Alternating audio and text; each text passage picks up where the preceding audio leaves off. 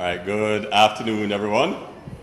All right. You will see on your agenda that Professor Winston Davidson was supposed to be doing the welcome and introductions. I am not Professor Davidson. I am Stephen Wedderburn from the Ministry of Industry, Investment and Commerce. But I know we have been waiting, and I get the sense that everyone is anxious to start things off. So I just want to say first, again, good afternoon again. We are here, I think, for a very momentous event. This conference, I think, is groundbreaking in Jamaica and marks a significant step. In fact, it's called the first steps in our move towards building a cannabis industry in Jamaica. It's certainly something that the government of Jamaica is interested in achieving. Cannabis or ganja has been a part of our lives. It may have been illegal, but I don't think any Jamaican has not been close to ganja at some point in time. And I think the moves to make it first decriminalize it and then to actually build an industry around it is of vast importance. We are looking at how we will regulate this industry. Work has been progressing, and I think some of that will come to the fore during the 2 days that we have this conference. So I just want to welcome everyone here. I'm actually going to hand over to our Minister of Tourism and Entertainment, Minister Wickham McNeil, who will do the formal introductions and of those at the head table and set the ball rolling.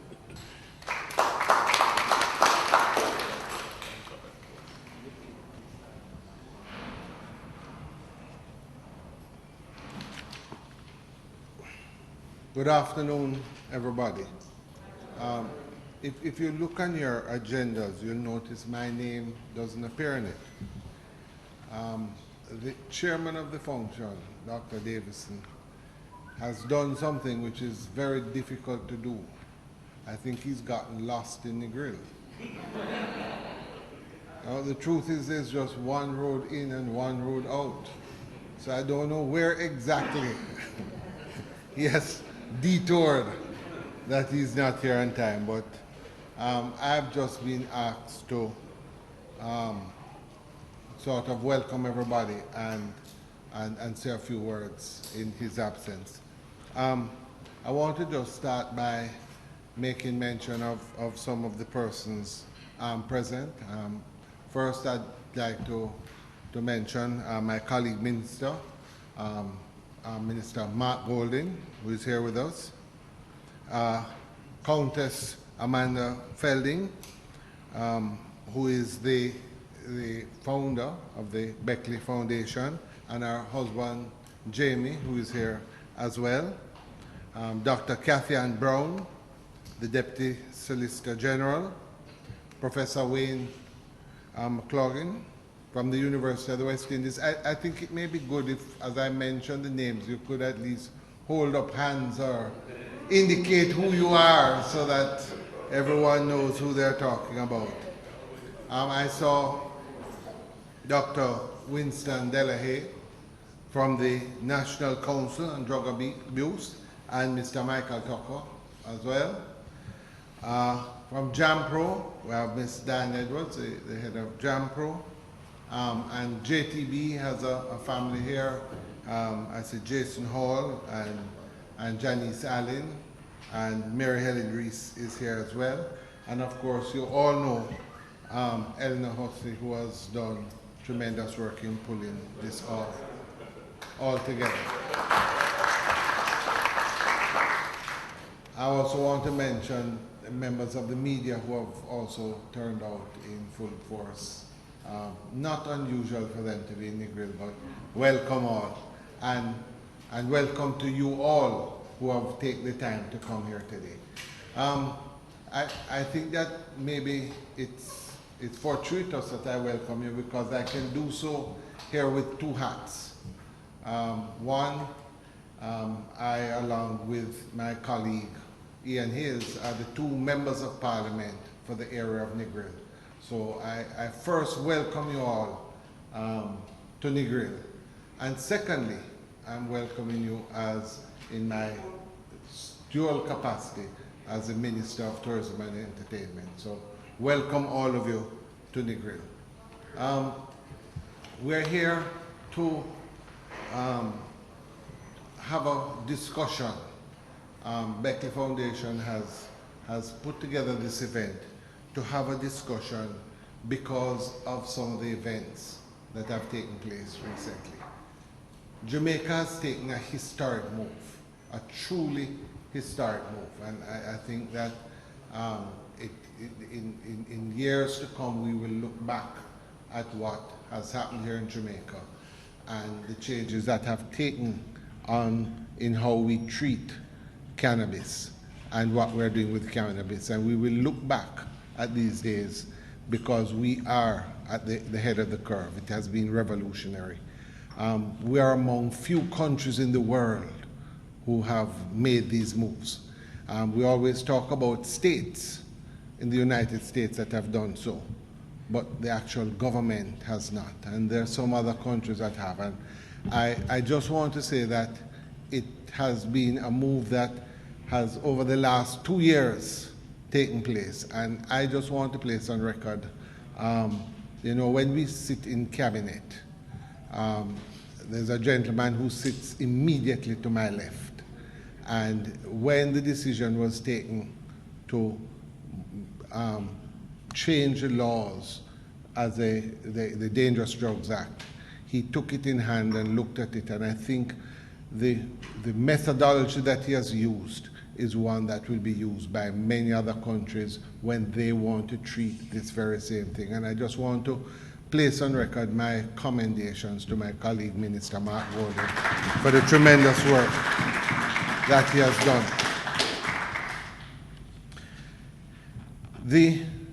In doing what we're doing, we want to ensure certain things.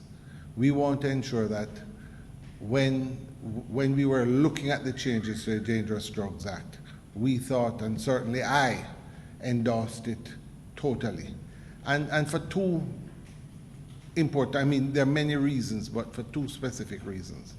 The first is the number of young Jamaicans, and as they got older, who at some point in time may have been caught with a little spliff or something and got it on their record. And it has hampered their personal development through their lives. And I think that this really was unjust and wrong. And the changes that we have made have made tremendous changes to that. And that, to me, is one of the most important things that has happened with the changes in the legislation. The second thing, of course, is the sacramental. Under my ministry, we deal with entertainment.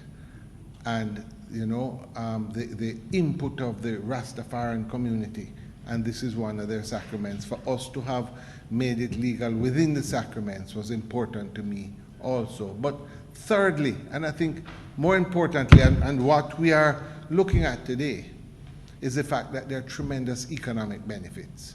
And as we move along, these benefits will come to pass. So the fact of the matter is that we want to ensure that these benefits accrue to the wide cross-section of Jamaicans, rich or poor, but across the cross-section, and those who for years have been involved in one way, shape, or form. We want to ensure that these economic benefits accrue to them. And so the work that will be done by the foundation, the discussions that are had here today, are going to be part of that whole policy formulation that the Ministry of Justice and the Minister are undertaking. And I think it is very important to us. We have already started the process. I was very honored, and I think my constituency, and I must tell you that in this movement, I'm pleased that the first place for the inaugural launch of these events would obviously be in the West and in Negril in specific, and for that I'm very pleased. But as part of the whole preparation, the Minister of National Security and the Minister of Justice came here with me about 6 months ago, Mark? About 6 months ago, and we went up to Orange Hill and had a community meeting with members of the community to have a discussion about how we are going to look at this. And what we really want to see is how are we going to get these benefits? Whether these benefits are going to be in making the medicinal side of it, or making elements for spa treatments, or different types of tours. Already I hear that there are tours that take place in Jamaica where people go and look at different fields. Well, as we are doing that development going forward, how are we going to put those things in place? So for me, it's very important because we have got to set the framework, and that framework is going to have to be buttressed by serious discussion. And that framework is going to have legislation, because many of the small farmers and small players don't have access to big lawyers or the information or the tax component or even some of the technology. So there's a strong role that we're going to have to play to put these things in place. And I think this is going to be an important start. It's taking place at the same time that we have the Roots Fest and High Times. And I went with Mark and we went and toured the community. And I know all of you will be going over there. If you have not been already, you'll be going tomorrow or later today. I know the members of the media are chomping at the bit to go and walk through and enjoy the High Times. But the fact of the matter is that when we went there, the vibe, the feeling in there was so real, so genuine, that for me, I think it is really a positive addition. It is not necessarily what a lot of people thought it would be. And I think that it is going to be a great positive for Jamaica. So, you know, having had hands laid upon me to welcome you all, I don't want to trespass too long. So just to say to all of you, welcome to Negril. I wish it and hope that you have a truly, truly informative and productive discussion here. And with that, it would be my pleasure to welcome the Minister of Justice, Mark Golding, to the podium to make his presentation. Thank you.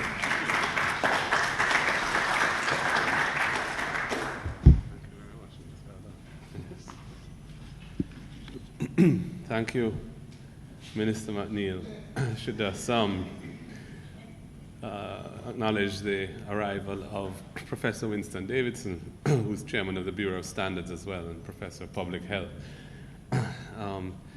Amanda Feeling, Countess Feeling. I think I won't go through the list of persons, just to say, ladies and gentlemen, it's a pleasure to be here. I met Amanda earlier this year, I think it was, something else, and we've been corresponding ever since. She has been a pioneer in the field of drug policy reform and evidence-based and scientific-based approaches to substances that are presently treated as illegal substances around the world. She's been doing this for many decades now, and the Beckley Foundation, which she established 17 years ago, I think it was, is highly regarded in this in the world of drug policy reform for collaborating with top-notch scientists to produce excellent research and increase the stock of knowledge that the world needs to consider this whole issue. So when we were dialoguing, Amanda had expressed an interest in how she might assist Jamaica in this move, this bold pioneering step that has been taken towards reforming our laws here. And I said to her, well, look, we are at the cusp of developing a new regulatory framework for the medicinal and therapeutic industry and industrial hemp as well. And I thought it might be a useful opportunity, given that the Rastafari Roots Fest, the first exempt event, is proceeding at this time as well. It would be synergistic to have in Negril a conference that would be focusing on where we are, taking stock of where we are in Jamaica, what the opportunities are, what the threats are, etc., and just have some dialogue around that at this time. So that is why this thing has proceeded. It was really it arose out of a conversation that I had, and Eleanor, of course, who's a dynamo, took it on as the organizational guru that she is, and has made it happen in a relatively small space of time. So big up to Eleanor for that too, you know. Yeah.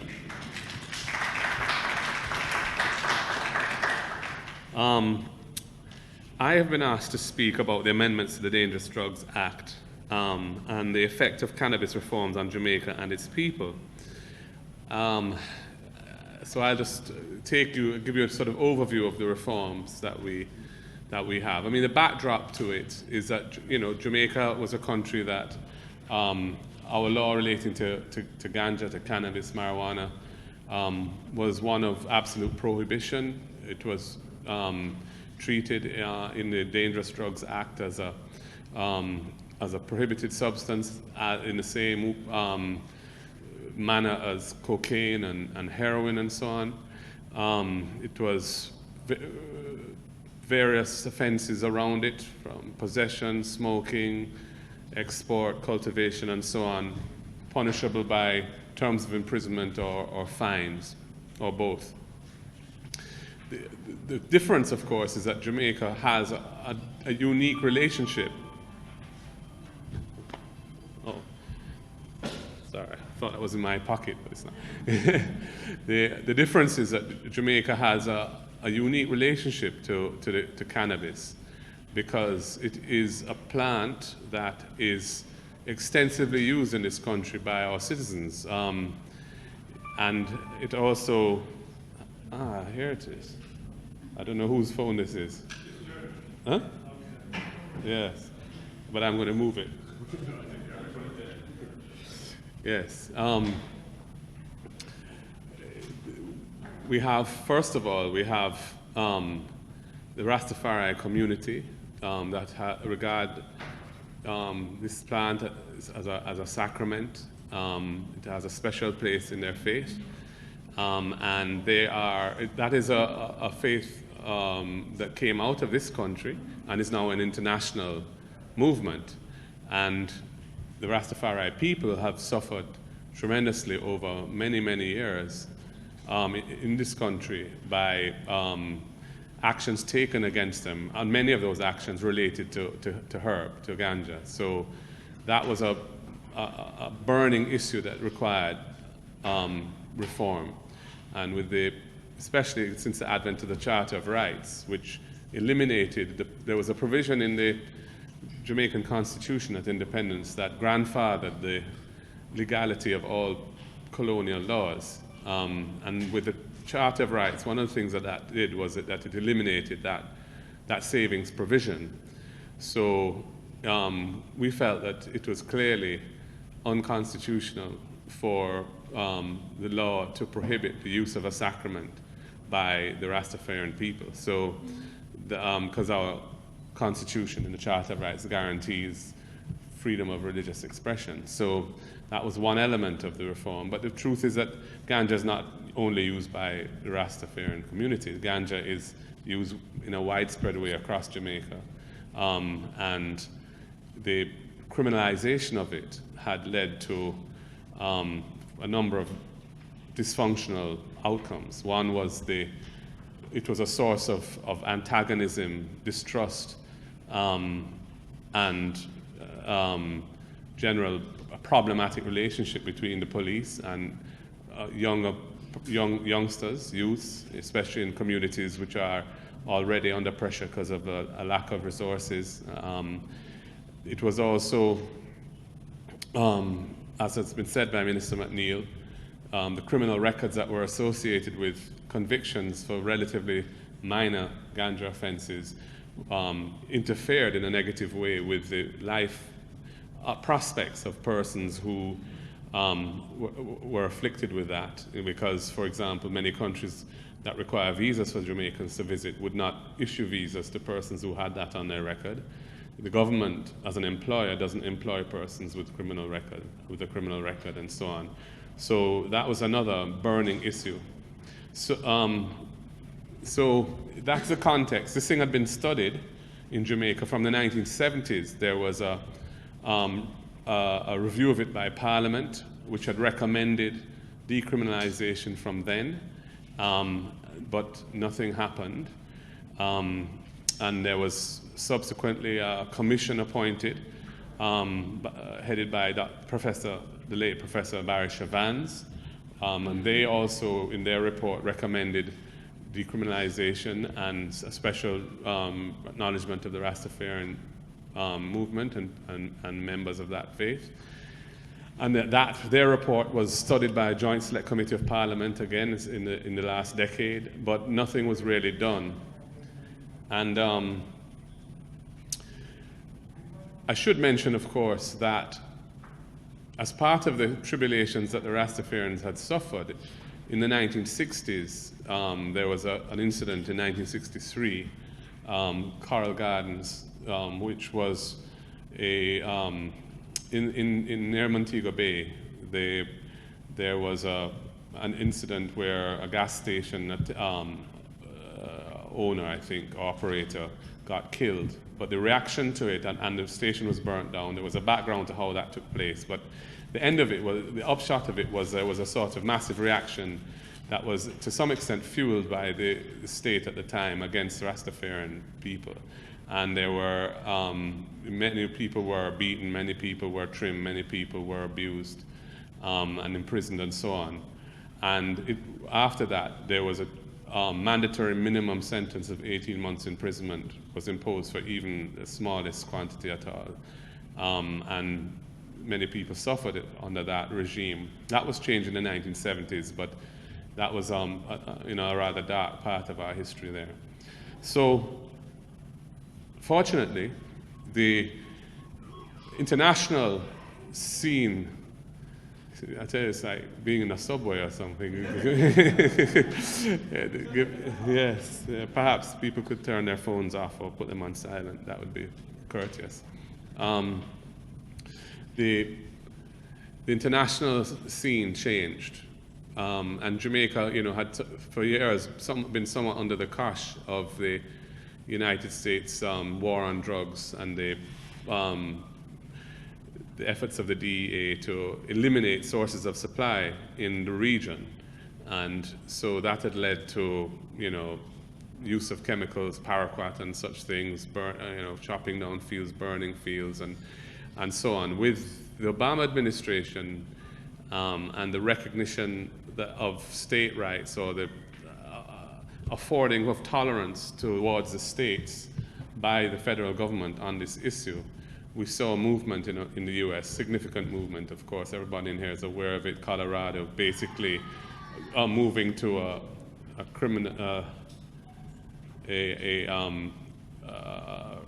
effectively legalizing it, ganja in Colorado in a regulated way. And other states, Washington State and other states have followed suit, and there are many, many states that have allowed medical marijuana in America. The federal government has not, but what the federal government did do was allow the states to operate with some autonomy, as long as they kept within certain principles of action, so that they didn't allow the crossing of state lines. Children aren't allowed to be sold marijuana and so on. But within the confines of that framework, the states have been allowed more or less to do what the states decide to do. That was a huge change for us, because it presented a window of opportunity to do some of the things that we'd wanted to do for many years, and had not really felt that we could because of the adverse international impact or reaction that we would have suffered. So the regulatory system that the change of law that we introduced this year came into effect in April, has essentially decriminalized small quantities, which are defined as 2 ounces or less of cannabis, so that if possession or smoking in public is no longer an arrestable offense for small quantities, it does not attract prosecution or a right of detention or a criminal record. It is a ticketable infraction, and the ticket is a fairly modest sum, and 500 Jamaican dollars, and as I said, does not attract a criminal record. We also amended our criminal records legislation to provide for the automatic expungement of persons who in the past have been convicted of offenses related to ganja involving small quantities. And in order to take advantage of that, an individual simply has to apply for a police certificate or an official certificate of their police record. And if they have that on their record, it's treated as an expungement application, and the record is removed from their record, and they get a clean certificate. And several, I'm told, I don't have a current number, but the last time I checked, well over 1,000 people had already taken advantage of that. So I think that's a very significant reform for the reasons that have already been discussed. The Rastafarian community, first of all, the law against possession, well, I should say, there's no prohibition on smoking in private places any longer. That's not a separate offense, but smoking in public is not permitted, whether it be tobacco or ganja. The Rastafarian community, for the first time, their religion was acknowledged in a public statute in Jamaica, and their right to possess ganja is acknowledged in the law, and there are provisions for the designation of religious spaces as areas where the prohibition on or the restrictions on ganja use do not apply. There are provision for designation of lands for cultivation for sacramental purposes, and exempt events, which are events primarily for the purpose of observing or celebrating the Rastafarian faith. And the first such event, as has been said, is actually underway as we speak here in Negril, called Rastafari Roots Fest, and they're partnering with High Times magazine to have a cannabis cup, which is essentially a ranking of the quality of locally grown ganja. So, and I have established an advisory committee to guide the Minister of Justice on the discretionary arrangements that the law provides for in terms of exempt events, designation of places of worship for Rastafari, and the lands for sacramental cultivation. The third, there's also the right, for example, to persons who are afflicted with chronic illnesses, that cancer and other similar chronic illnesses, are given the right to import, if they need, ganja-based products that are not available here, as long as that's approved by a local physician, and the regulations around that are being developed as well. And we do have a right of every Jamaican household can cultivate up to 5 plants on the premises that they occupy. And so that's where we have gone. Now, in terms of the medicinal and therapeutic and hemp industries, the law provides for the establishment of a cannabis licensing authority. And it's an interesting authority because it is composed of representatives of the ministries of government that would have a strong interest in this, which would be things like, well, Justice is there, and in fact my representative, Dr. Boxhill, is present. National Security is represented, Foreign Affairs is represented, Ministry of Finance is represented, Ministry of Investment, Industry and Commerce are represented. In fact, they have 2 representatives, one really from the promotional side of it, which is JAMPRO, and the chairman also of the authorities appointed by the Minister of Investment, Industry and Commerce. And health, of course, is represented as well, and I may not have remembered all of the ministries, but there are also 4 slots for NGOs or faith-based organizations, and one of the representatives from that category is here, Prophet Greg. So you can hold up your hand, Prophet Greg, so people can see you. Yes, he's on the Cannabis Licensing Authority. And the National Council on Drug Abuse is also represented and we have 2 representatives from the National Council on Drug Abuse here. Mr. Tucker, Michael Tucker, who's Executive Director, and Dr. Winston Delahaye as well, who's one of the board members. So both, and you raise your hand so everyone can see. Yes, thank you. So where we are with this is that the Cannabis Licensing Authority was set up, I would say, probably May or June of this year, and we initiated a consultancy to assist them with the technical work of developing a regulatory system for Jamaica.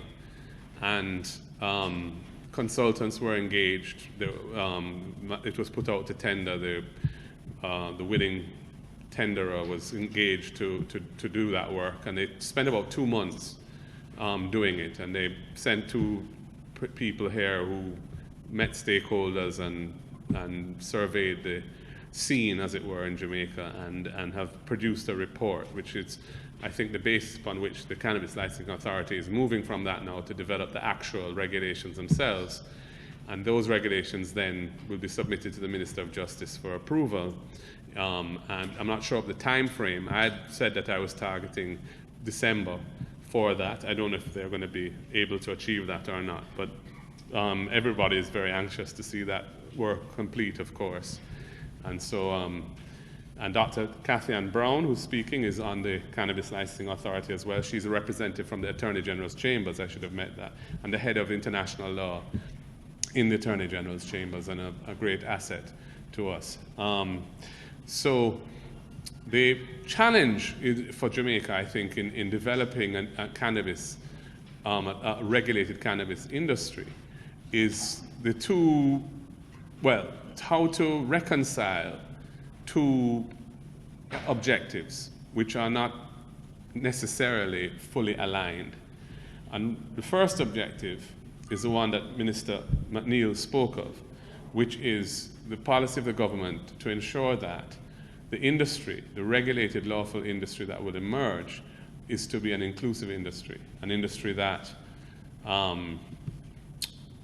allows small farmers, rural communities, persons who have been growing ganja for years and have suffered the brunt of that because it's been an illegal activity, and there have been significant efforts by the state to eliminate that those persons, if they want to participate, can do so.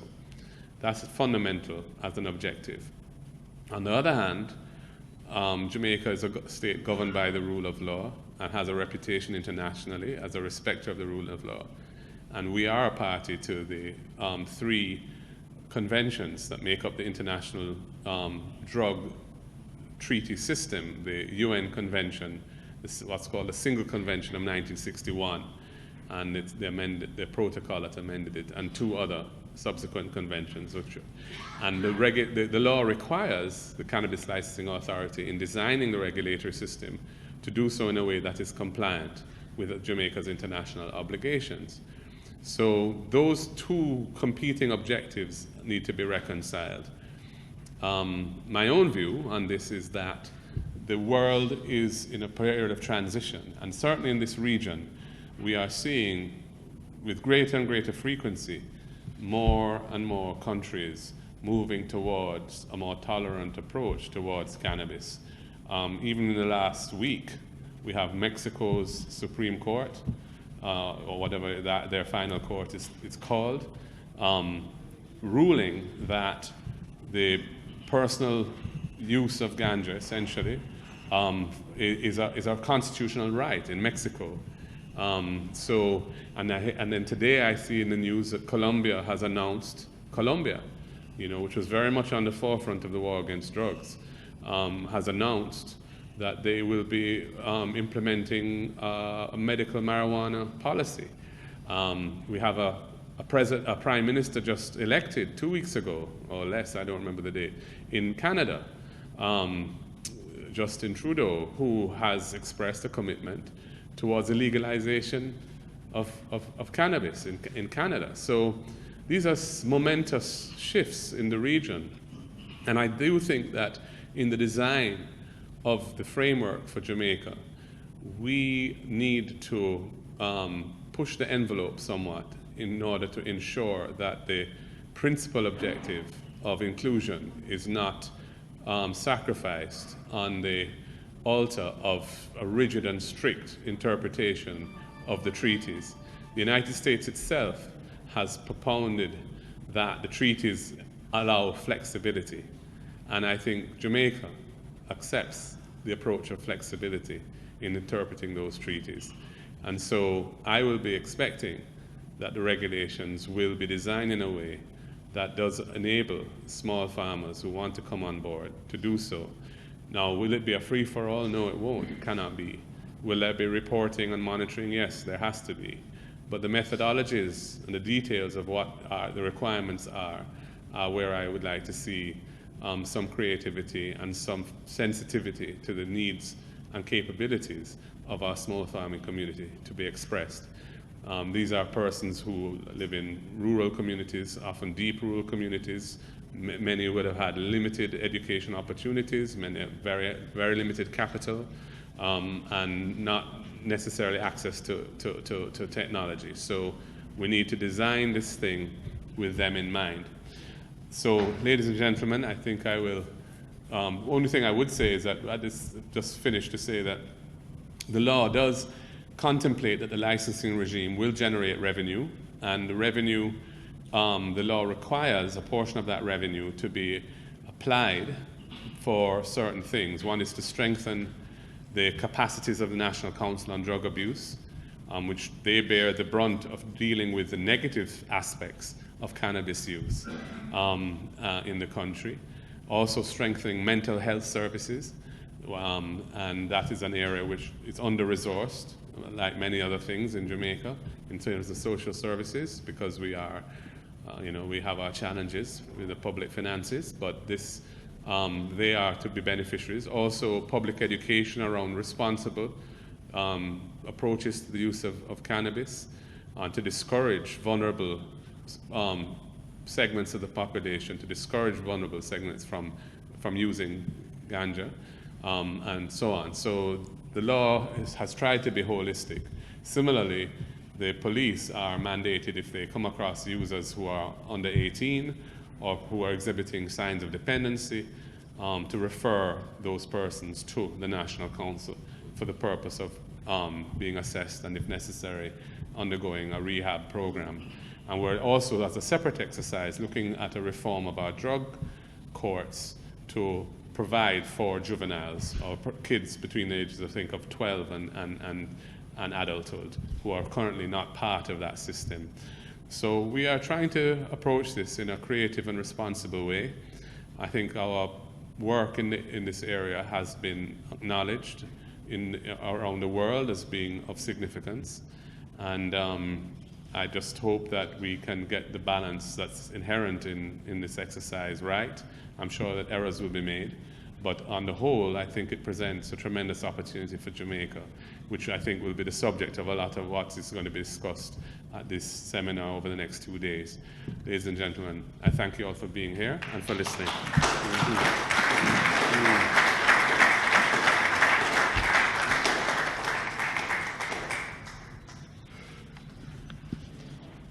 Thank you very much, Minister Golding. Ladies and gentlemen, first of all, I must apologize for being late. I'm only coming from Kingston.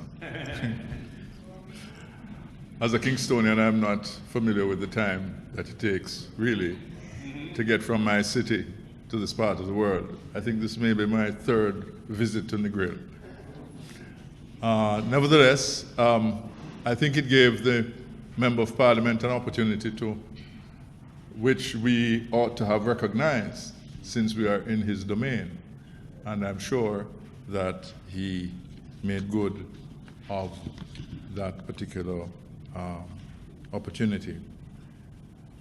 First of all, I must thank Minister Golding, because all that we scientists do must operate within a framework. And we first study what he has written and what has been passed in Parliament, and having studied it, we see the framework or the parameters within which we work. Senator Golding has a very long history, even though he may seem to be young. His father did some work and was in fact my professor with whom I worked back in 1970 in doing when his father directed some research on traffic accidents and the use of drugs, alcohol, and marijuana, and cocaine from those days. And so he has a lot of credibility among the medical profession, even though he's a lawyer. And Sir John Golding was a pioneer in proposing legislation in relation to the use of seat belts, also the use of helmets, and he did quite a lot of work in relation to injuries as a result of traffic accidents. So we did a study with Sir John on the epidemiology of traffic accidents, looking at the ingestion of drugs, alcohol, ganja, cocaine. At that time, cocaine was less than 0.5%. But the studies are still there for all to see. And I'm happy that it's like father who made significant impact on the way we live in relation to the way we use drugs. Senator Golding has carried on that work. Big round of applause for Senator Golding.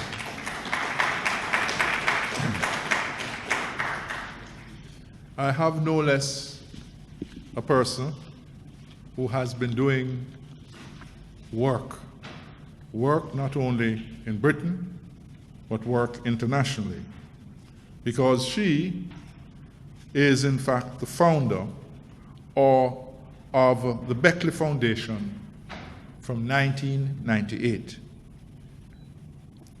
The Beckley Foundation is a UK-based think tank and research center that since its inception, by its establishment by Amanda Fielding, who is incidentally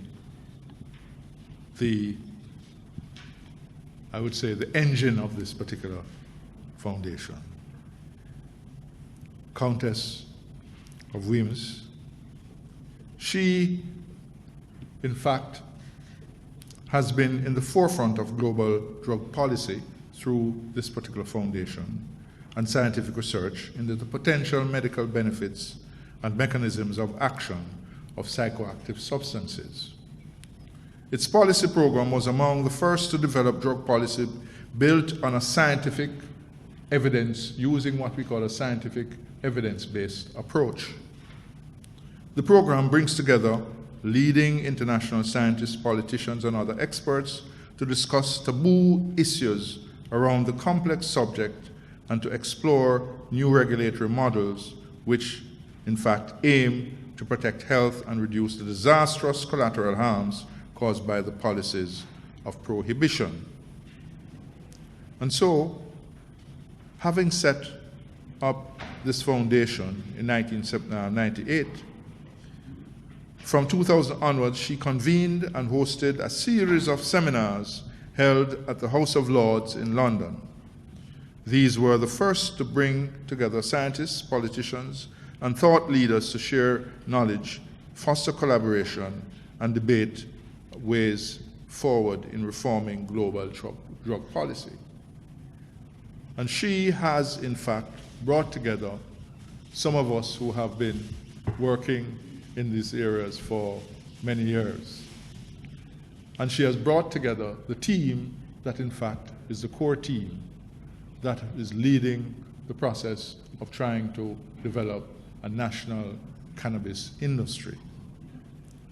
It is therefore not surprising that she would be accompanied by her husband, the Earl of Weymouth. Jamie, please stand and take a bow.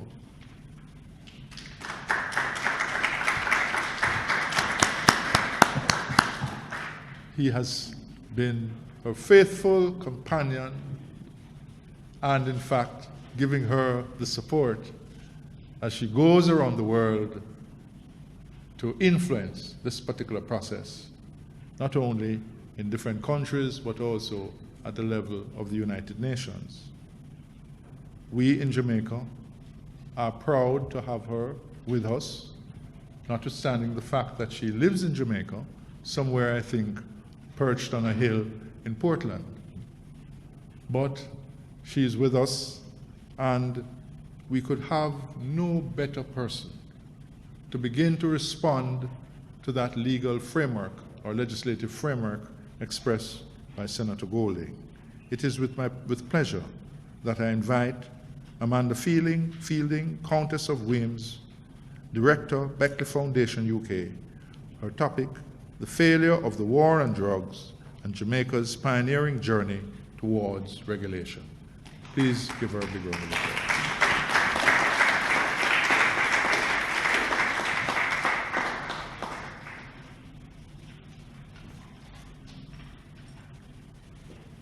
Well, thank you, Professor Davidson, for your kind words.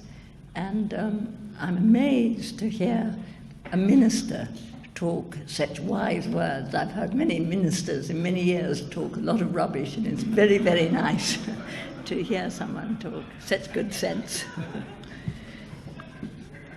And thank you for inviting me in the Beckley to help support you in the government in the development of the policies. It is wonderful that Jamaica has now not only decriminalised cannabis, eliminating previous convictions for possession, but has also fully acknowledged the religious rights of the Rastafarians, thus becoming the first state to properly recognise the religious use of cannabis. I'm delighted to be working with the government and other experts in organising this conference, where leaders in the field can discuss how best to introduce a fully regulated industry for medical cannabis. The outcomes of these and other discussions will feed into the process for the 2016 United Nations General Assembly Special Session on Global Drug Policy. It is an honour to be working at the forefront of this vitally important area. Jamaica is such a beautiful jewel in an island much loved and respected throughout the world, with a global recognition far above its small size. It is the one place in the world where cannabis use has a positive reputation due to its association with the Rastafarians and the reggae music. On the global scene, I think we've finally reached a tipping point. The intellectual battle against the war on drugs has, for the most part, been won. Most intelligent people realize that it is impossible to eradicate a market through prohibition. Where there is a demand, there will always be a way to fill it. Criminalization of cannabis has caused untold suffering around the world, while its prevalence has increased dramatically since it was banned. However, that is merely the intellectual battle. Battle on the ground has only just begun, and that is where Jamaica is now leading the way. The desire to alter consciousness is part of human nature.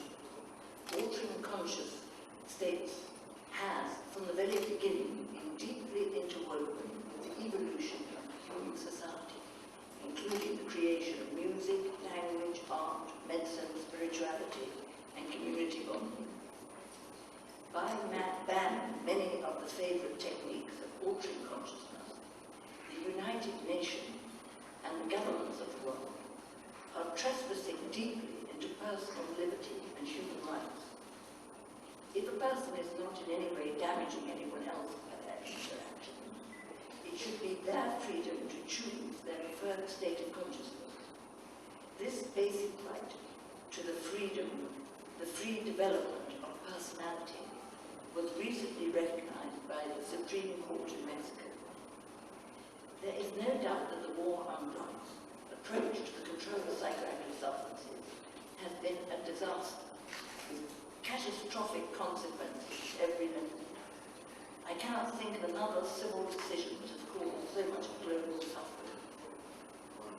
Prohibition of psychoactive substances has created a vast criminal market run by individuals, often acting with a ruthlessness which shakes the fabric of civilized society. Prohibition leads to the drugs consumed getting ever stronger, opium to heroin, coca to crack cocaine, and traditional cannabis to high THC super skunk. The illegal market has become a cancer in society, causing illness, violence, corruption, and even the destabilization of countries and regions. It is not the drugs themselves that cause these problems, but the effects of the policies controlling them. Prohibition further obstructs the access of 80% of the world's population to essential medicines, such as pain medication, access to which is a basic human right. Prohibition also obstructs scientific research into the potential benefits of cannabis and other controlled substances, medicines that, if researched and used appropriately, could relieve immense suffering globally.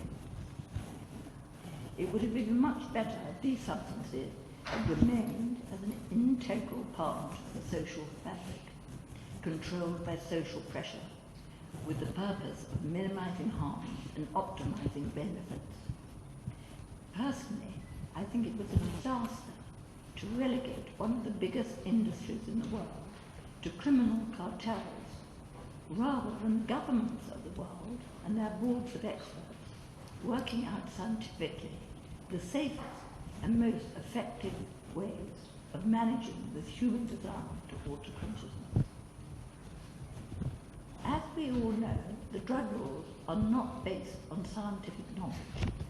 Alcohol and tobacco, two legal methods of altering consciousness, can be extremely damaging to health and expensive to society.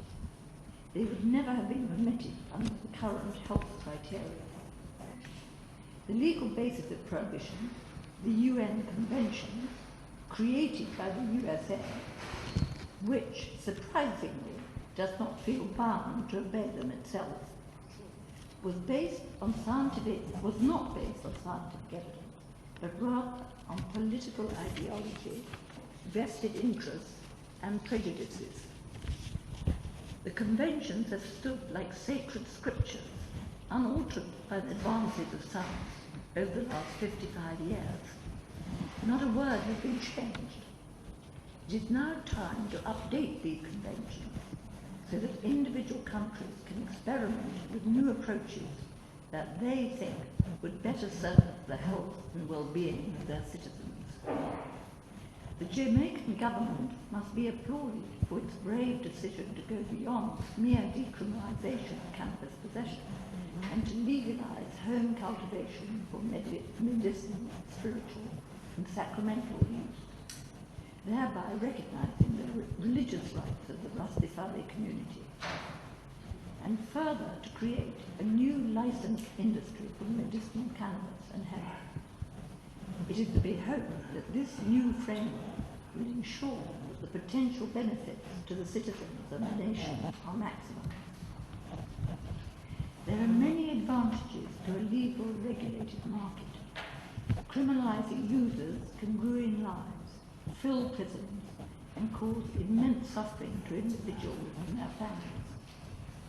A strictly regulated market is better able to protect the youth by not selling to minors, by labelling the products, by prohibiting advertising, and by providing credible information and treatment where necessary. Furthermore, the savings on enforcement and money raised by taxation can fund improved education, treatment, and research. By recognizing the potential medicinal value of cannabis, Jamaica opens the doors to scientific research and the freedom of doctors to prescribe cannabis for the treatment of many illnesses. It will also open the door to Jamaica becoming an island of well-being for foreign visitors, providing clinics with cannabis-assisted therapy for the treatment of many problematic conditions, such as depression, addiction, post-traumatic stress disorder, and pain. With careful management, this could become a valuable source of income and foreign exchange. With the Jamaican government's commitment to medical research and the expertise of the scientific community in Jamaica, research into cannabis can now flourish. The Beckley Foundation greatly looks forward to collaborating in this exciting movement, which has the potential to open up new avenues of treatment and thereby end much suffering worldwide. I set up the Beckley Foundation in 1998 with the dual purpose of reforming global drug policy and opening up scientific research into the medical potential and therapeutic benefits of cannabis and other psychoactive substances. For the last 17 years, I have promoted policies based on health, harm reduction, cost effectiveness, and respect of human rights, and have simultaneously opened up scientific research into the potential medicinal and therapeutic benefits of cannabis and other traditional plants. It is therefore a delight for me to be accompanying the Jamaican people on this exciting new journey. If Jamaica could crystallize this potential, it would not only benefit its citizens and the economy, but also enhance the position of Jamaica in the world. It would be wonderful if Jamaica's reputation at the forefront of athletics and music could be mirrored by a reputation for leadership in the field, the regulation and medical use of cannabis. Over the years, I and the Beckley Foundation have worked in collaboration with leading academic institutions around the world, undertaking scientific research and clinical studies into the benefits of cannabis. We are now looking forward to working with Jamaican universities and the Rastafarian communities to cultivate and undertake scientific research on different strains of cannabis. We will particularly focus on strains that have a therapeutic balance, THC, CBD, and other cannabinoids and terpenoids, in order to optimize the pain-relieving qualities and other medicinal applications, such as the treatment of cancer and overcoming addiction. The Foundation is currently working with University College London to compare the different effects of different strains of cannabis with varying THC-CBD ratios using brain imaging technology. I also look forward to focusing on Jamaica's landrace strains, which have become almost extinct in today's cannabis market. We will preserve and study these land races in order to protect the genetic diversity and conserve it as part of the Rastafari cultural heritage. The Beckley Foundation is unique in working both the fields of scientific and policy fields, which are in fact interdependent. Since 2011, there's been a seismic shift in favour of drug policy reform. Finally, intelligent and respected people worldwide have realised that prohibition does not work, and that we need a more subtle approach to drug policies that takes account of reality and which aims to minimise harms at every level while respecting the freedom of individual choice. In 2006, I realised that although cannabis constituted 80% of illicit drug use, it was almost never mentioned at international organisations such as the UN. So I convened the Beckley Foundation's Global Cannabis Commission. Its subsequent report, Cannabis Policy, Moving Beyond Stalemate, written by the leading academics in the field, recommended decriminalisation and regulation, and has been highly influential in the USA and around the world.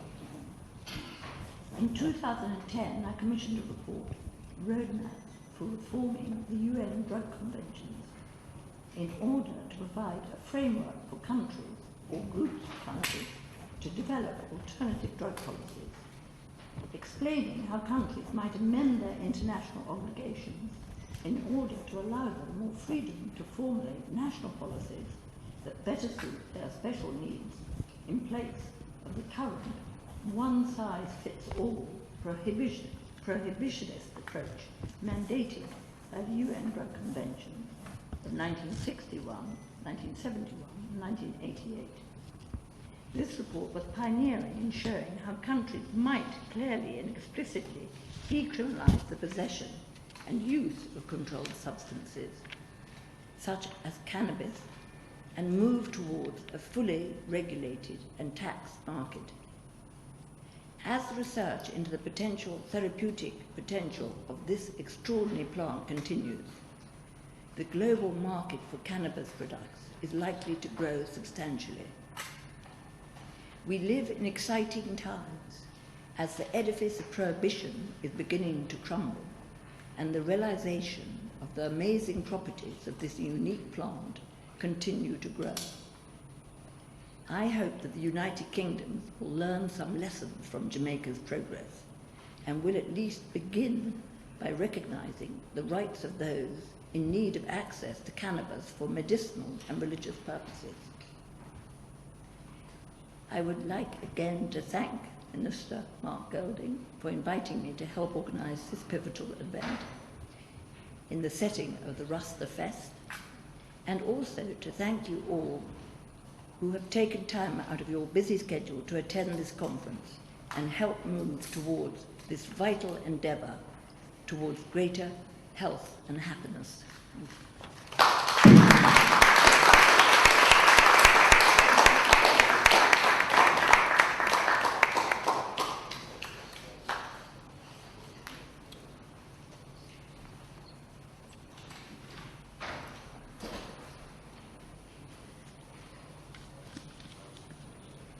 Thank you most sincerely, Countess Amanda. Ladies and gentlemen, I think, well, it's properly documented because I was held by every sentence, every word, because I could not, in fact, find any basis for contradiction. Thank you very much. Ladies and gentlemen, in your programs, there's just one adjustment. And this adjustment is purely a matter of the order of the program. First man will come after, and Dr. Kathy Ann Brown will come first. Dr. Kathy Ann Brown is also a member of another advisory committee that has to do with setting the regulations known as, the committee is referred to as the Licensing Authority, or CLA, Central Licensing Authority. But she is in a different capacity this morning. This morning, she is in fact going to speak to the topic of financial policy challenges affecting the international cannabis industry. What is to be done, I assume, will be the question that will be answered. And there's no other competent person, or more competent person than Dr. Kathy Ann Brown, who has the credentials of being presently the Deputy Solicitor General and directing international agencies' Attorney General's Chambers, in the Attorney General's Chambers. She's the former Deputy Director of Legal and Legal Advisor of the Commonwealth Secretariat in the UK. She's also the former external consultant for the ACP group of countries, the Secretariat in Brussels and Belgium. She's also the former senior technical advisor, the Caribbean Regional Negotiating Machinery of the UK and Geneva. And she also has made contribution to law in her own country by being a former lecturer at the law school. She has very enviable academic credentials. being a PhD in law, master's and bachelor's, and of course, a legal education certificate. It is therefore with pleasure that I invite Dr. Kathy Ann Brown, Deputy Solicitor General, Attorney General's Department, to speak to the topic on financial policy challenges affecting the international cannabis industry, answering the question, what is to be done?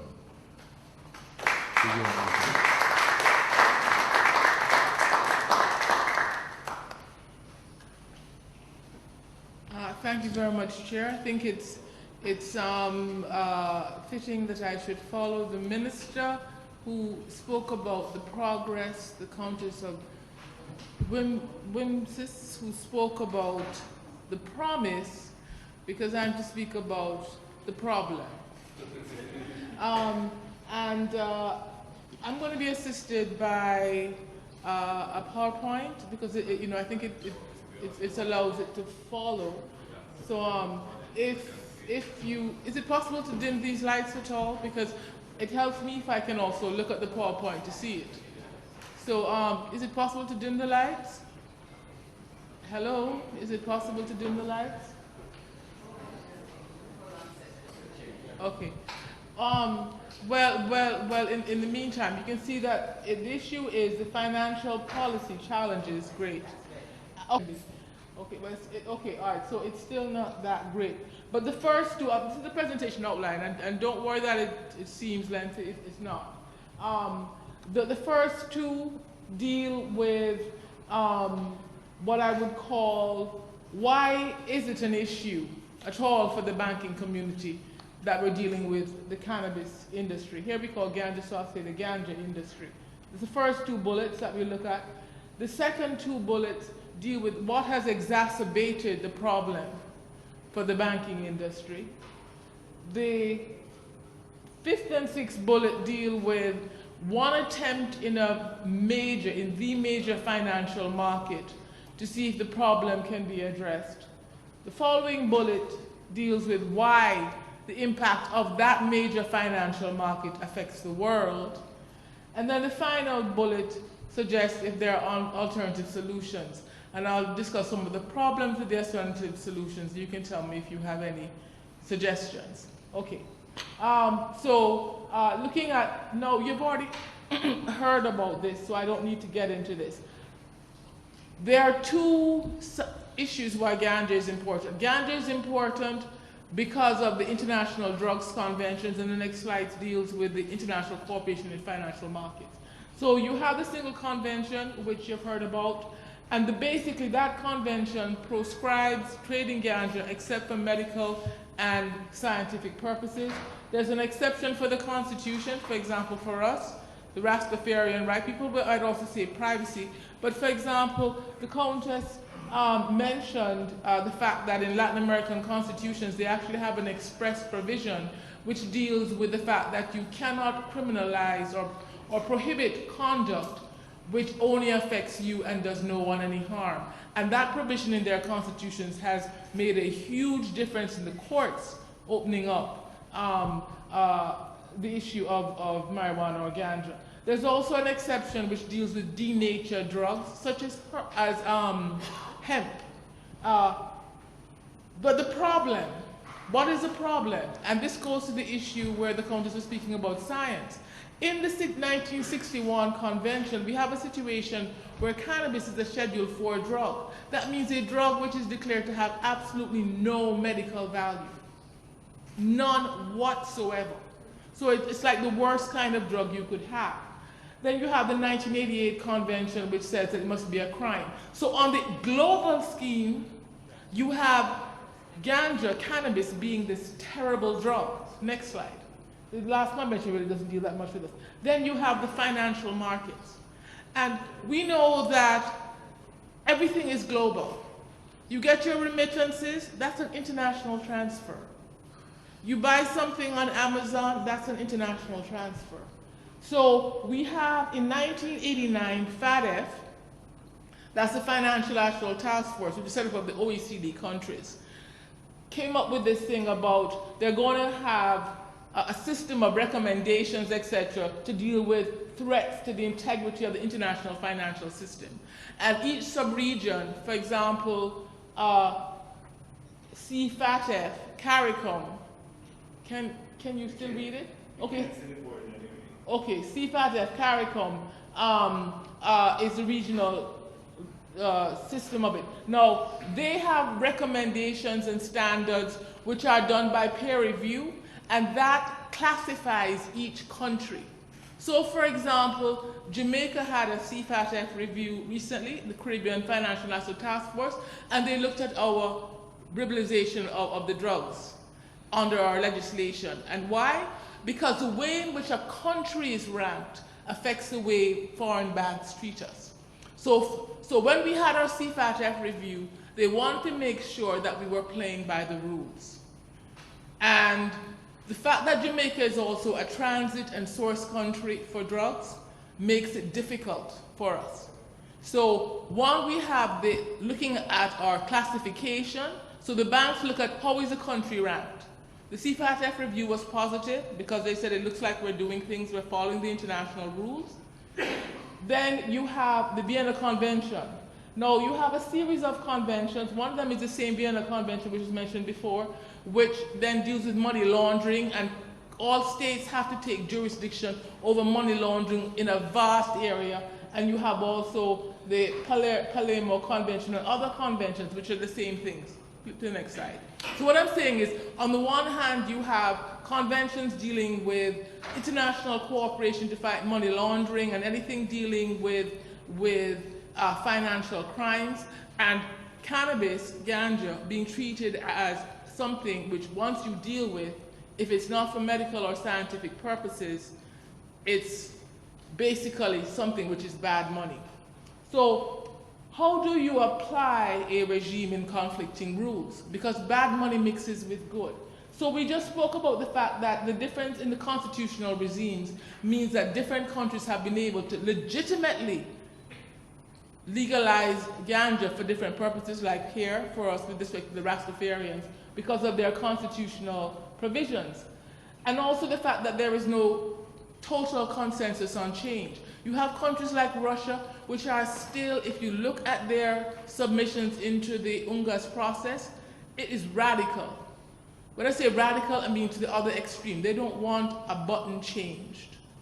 And then all of this blurs the fact that some countries are nevertheless pushing ahead with liberalization while the international regime remains strict, means that there's a blurring between licit and illicit. And that is exacerbated, if you turn the next slide, in the US market. Because in the US, it's not an issue of a country having a single regime, it's an issue of a country, a federal and a state regime being different. So you have the General Controlled Substances Act in the US, which makes it illegal, but then you have the states legalizing it within their domestic realm. And it's not just medical and scientific, which is done at the international stage, which would be okay, but it's also recreational, like Colorado. And so you have Coleman FinCEN guidance. FinCEN is the Financial Crimes Enforcement Network. And then you have Code Supplemental Guidance. Next slide. Now, the reason why I'm telling you these things is because it's US, but it affects the world. It's like from the US to the world. The Cole Memo priorities. Now these priorities are some things you're going to see, even the banks look out for. Now what the Cole Memo has said is that they will not use their enforcement resources to go after you if you are pursuing marijuana industry, the cannabis industry, if you follow these guidelines. And there are things like not distributing to minors, not growing cannabis on state lands, not trafficking, transiting, trading between states, like going from one state that allows marijuana to one state that does not allow marijuana. But the thing about it is, what does the Cole Memo say at the end? They're saying that even if you follow the priorities, we're not telling you that there's absolutely no way you're going to be prosecuted. So flip to the next slide. because the next side deals with the banks. Because the first thing that FinCEN, the Financial Crimes Enforcement Network, has said to the banks is, you have to do due diligence. Remember that International Cooperation on Money Laundering, Anti-Money Laundering, and Counter-Terrorist Financing means everyone has to cooperate. So every time you go to a bank, every bank you go to is doing AML, anti-money laundering, and counter-terrorist financing due diligence. And what FinCEN has said to all the banks is you have to look at the core memo priorities, and in looking at every client that you have, which has a marijuana-related business, you have to vet the client. And why did FinCEN give this guidance? And it's interesting, FinCEN gave this guidance to help the situation. Because in the United States, and we have to remember that before the United States had this dichotomy at the federal and state level, you had some countries like Israel that were greatly going ahead with their medical marijuana. But when the United States had this dichotomy with state liberalizing for recreational marijuana, the money began to flow. And the banks wouldn't take the money because there's criminal prosecution if you deal with tainted money. So FinCEN gave this guidance to help. And I say to help because if you look at the guidance, you wonder if it helps. Because a bank has to, every time an industry, a business comes that is related to marijuana, they have to report on that business. And they have red flags, and they also have a threshold. Next slide. So the threshold says every single entity that has anything to do with marijuana, you have to either classify them as marijuana limited, marijuana priority, or marijuana termination. Marijuana limited means I've looked at this entity, they look like they're doing everything by the rules, but I have to notify them because state law says they can do it, but federal law says they can't, so that means that they are a suspect entity.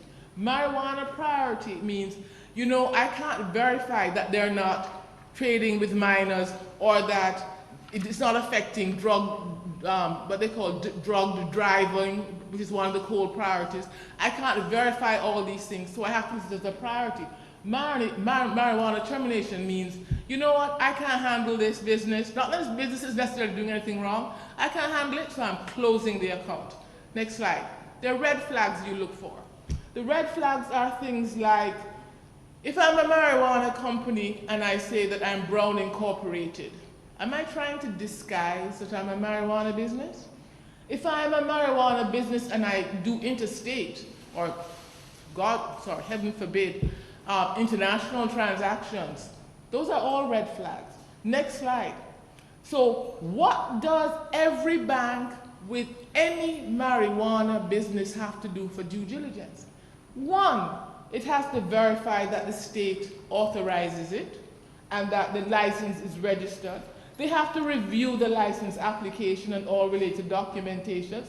They have to request from the state licensing and enforcement authorities information. They have to develop an understanding of that business's activities, what is legitimate and what is not legitimate, and the customers. They have to monitor continually all sources of information about the business. They have to monitor all suspicious activity, and they have to refresh customer information. Now, when you have me as a client, and I'm not involved in marijuana, I'm fine. When you pick me up as a client and I have a marijuana business, you have to do all of this. What are the additional costs to the banks? And if you get it wrong, you can get criminal liability. So next slide. So the FinCEN memo hasn't really helped because the banks are saying, I'm at risk if I make a mistake in how I classify you. I have so much additional costs, how am I going to pass this on? And the Cole then supplemented his first memo by saying that the people who are prosecuting should also take into account FinCEN guidance and his guidance in terms of making prosecutions against banks. But the point is, it is so easy to fall afoul of the rules that the banks who are willing to deal, you can go to the next slide, the banks that are willing to deal do so very hush. For example, it is said that Royal Bank of Canada does some dealing, but they do so very hushed. And those that have announced it go back on quiet. And it is not just recreational marijuana. It now affects all kinds, whether it's medical, whether it's scientific, whatever kind of marijuana business, because it's all mixed up. And some medical marijuana is really disguised recreational marijuana. And so the banks are afraid. And this is why I say the US contagion. Because the US is the main financial market. And the Wolfsburg group, those are the main people like Goldman Sachs. What's it called? Gold Sachs? Yeah. Yeah, right. Goldman Sachs. Barclays Bank. All the big guys. And what have they said are their corresponding banking? Now, what is corresponding banking? Obviously, when you transfer money, the bank doesn't actually send some cash through the wire. You have banks that have debit and credit accounts for other banks.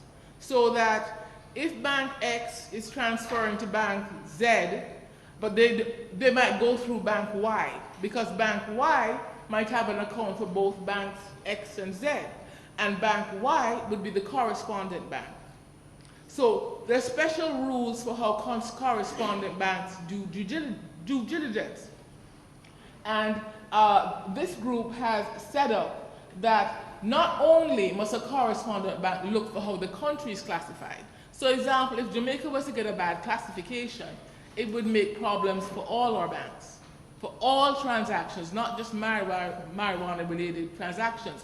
Every single transaction, whether you're a hotel, you're doing gas, anything would come under increased scrutiny if your country's rating goes down. That's the first level. But with branches and subsidiaries, and almost all our banks in Jamaica are branches, subsidiaries, and affiliates.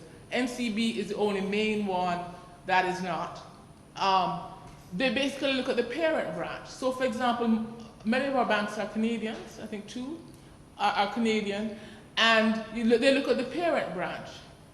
But if there is additional suspect activity in the actual affiliate, they go through further checks. And they have to monitor suspicious activities and downstream activities. Now, next slide.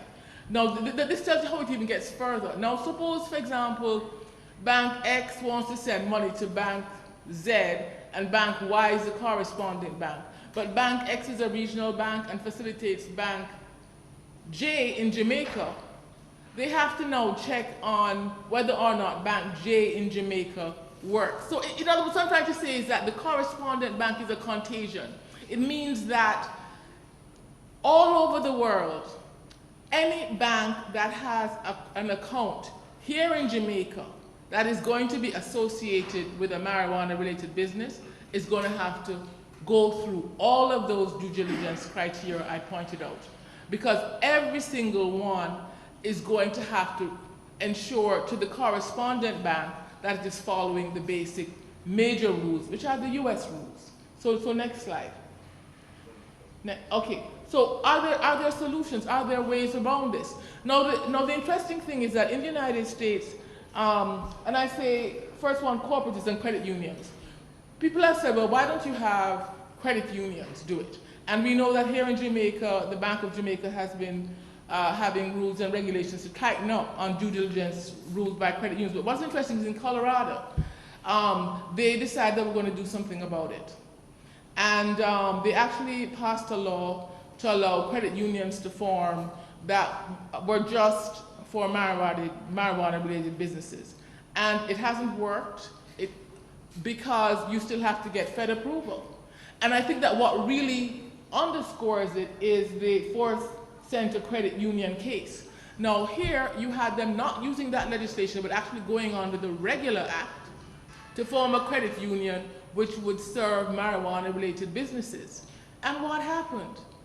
They did everything, they played by all the rules, but when they went to the Fed Reserve, they refused to give them approval. So they've taken the Fed Reserve to court. And you know what is so interesting? The Federal Reserve has gone to court to have the case struck out, saying what? Federal law is supreme. federal law trumps state law. What they're doing is illegal under federal law, and the case must be struck out. Everyone is watching it because it would mean that banks would then even go further. Because what they're saying is, in spite of the Cole memo, in spite of FinCEN guidance, we are still going to play by the rules. We are still going to play by state law being supreme federal law being supreme over state law. So everyone is watching that case. Because it means that it's not getting worse. The solutions are not real solutions. So the other thing that everyone's talking about is card and electronic payment solutions. Like there's this guy, everyone knows, KinePay. KinePay is like an electronic platform. What they're saying is that you will use your phones and cards to deal with payment, so that one business, you can do everything through simply from seed to sale tracking, so that the guy who is paying for the seed can pay for it with a card, and it's just a debit on a piece of board, and but the point is that somewhere along the line, the money has to enter into the regular market. And how do you get into the regular market unless some entity, some bank is willing to take the funds? And the problem for Jamaica is that we are already seeing the banks. Canada had said, this is pre-election, I don't know if it will change, at least the banks servicing in Jamaica, that they'll have a zero tolerance. They're not willing to deal with any money, with any business that is getting involved in marijuana in Jamaica, whether it's medical, scientific, anything else. You need to split up the account so that if you are a university and you're getting involved in marijuana scientific research, you need to set up a separate entity to do that if you want to maintain foreign accounts. That is what the Canadian ones have said. We don't know if they'll change the tune. But we know that Royal Bank of Canada is taking very quietly, they're not publicizing it, but it's known, they do have a few marijuana accounts. But apart from that, what do we do? And this goes to the whole notion of our approach to liberalization, and it's one that ministers and the government will have to consider, because depending on how we approach liberalization will affect the country brand in terms of its classification, and also the great promise we have for research and all this work cannot go forward unless we have access to banks. Financing is not the problem, because you can go on the stock market. You can go on the stock market, you can get the investors to put the money in. But we have seen what happens if you have to move around with crates of cash. And so, as I said, we heard the progress, we heard the promise. I just came to you with the problem. And I'm hoping maybe you can give me some solutions. Thank you.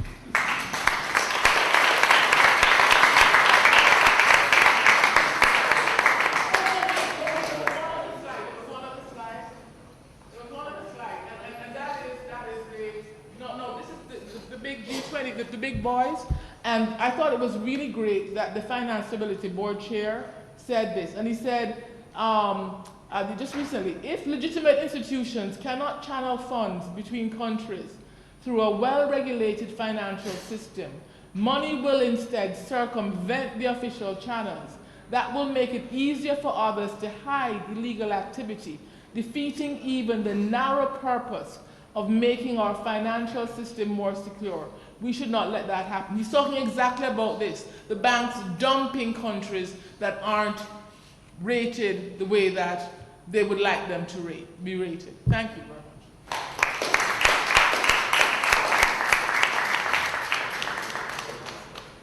Ladies and gentlemen, I would like us to show some appreciation again for that very thoughtful presentation. And I'm sure some of you are going to have questions as we approach this particular session. I saw a number of persons who are persons in the field of science and law.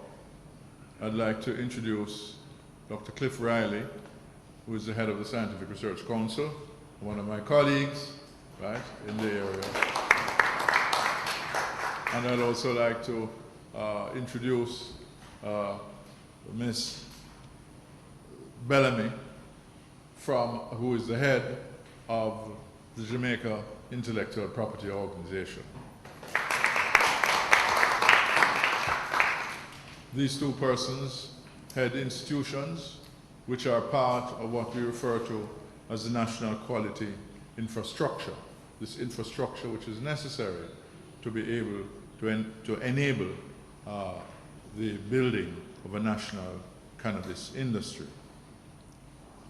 At this time, our next speaker is the man himself. He's Ras Ayavi, the man of the West, a local man, one of the founders of the Westmoreland Ganja Growers Association. He is a member of the Central Licensing Authority, which is the authority set up to deal with the regulation of the industry, representing the grassroots farmers. And I must say to Minister Golding and Minister Hilton, participation in the building and the elaboration of this very complex industry. Mr. Ras Ayavi, is also one of the producers of the Rastafari Roots Fest. I wish you to give him a big round of applause as he speaks to the topic. What we have found due to studies done in Trinidad and Tobago and also in Jamaica is that there's quite a high prevalence of the human papilloma virus. In Trinidad and Tobago, of course, the Trinidad and Tobago government has recently launched their Gardasil initiative. Gardasil, as you're well aware, is a vaccine which is given to children, female children usually, from the age of 9 to 25. This is before they become sexually active, hopefully. And it is thought that this vaccine prevents them from acquiring the human papilloma virus.